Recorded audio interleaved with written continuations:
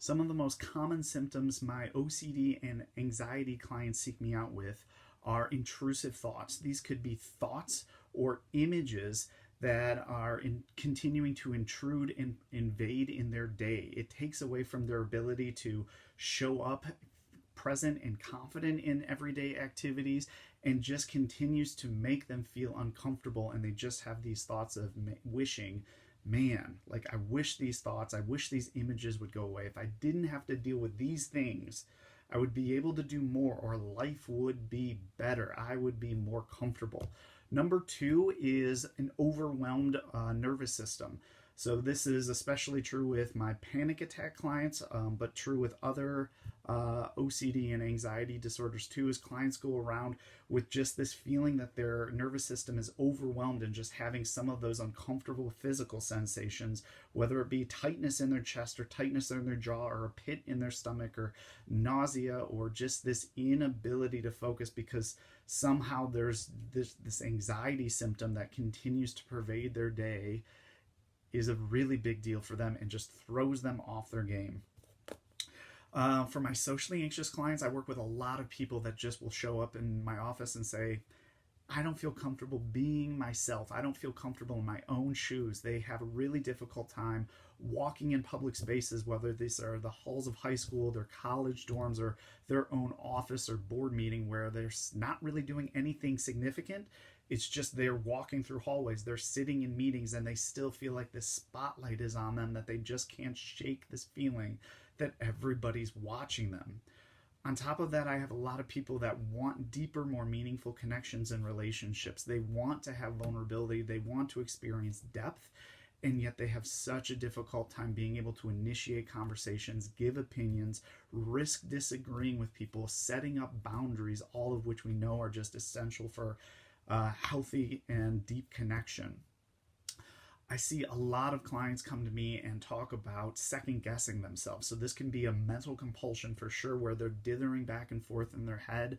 They feel like they can't trust their own thoughts or their own opinions. And so they're not really showing up present in everyday life as much as just living in their own head and constantly second guessing themselves. And then, of course, lastly, with overt compulsions, with my OCD clients, this is people intentionally avoiding doing things, avoiding touching doorknobs, avoiding shaking hands, avoiding doing different things, or doing things like rewashing things, and really just hoping that no one notices them doing this embarrassing thing that they're really trying to avoid doing, and really frustrated with themselves because they can't seem to stop this. Some of the most common problems that I address with my ADHD clients are lack of motivation. They know that they should be doing something, they know that they should be starting something earlier, and yet they can't bring themselves to do it. There's disorganization in their internal world, meaning that their thoughts are disorganized. They might have forgotten deadlines and not remember when certain significant dates are, or they might have difficulty being able to sort out where to start on an assignment or tackle a problem, or their external world is disorganized, meaning that they can't find their car keys, they can't find those important papers that they know they really need, and of course this causes them to be late and frustrated and frantically search around for things when they need them and can't push it off any longer.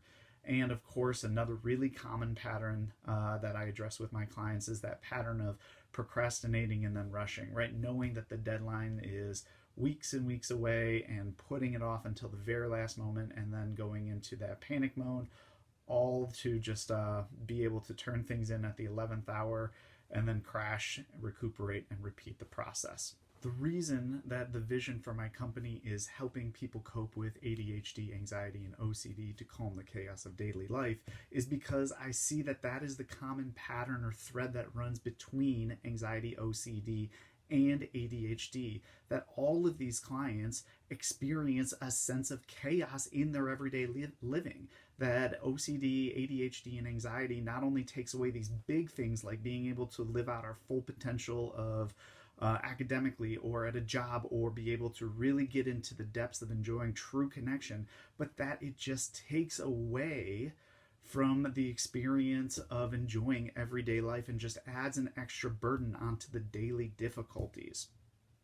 So these are the common things that I see with my clients with ADHD, OCD, and anxiety, is that there's this chaos, there's this feeling that I'm not able to live out to my full potential. I'm looking around and seeing that just everybody seems to be having it easier than me, and that all of the attempts that I've made to address these problems either just seem to be ineffective or worse, are actually making the problem worse. So if any of this resonates with you, please go to my contact page and reach out. Love the chance to work with you.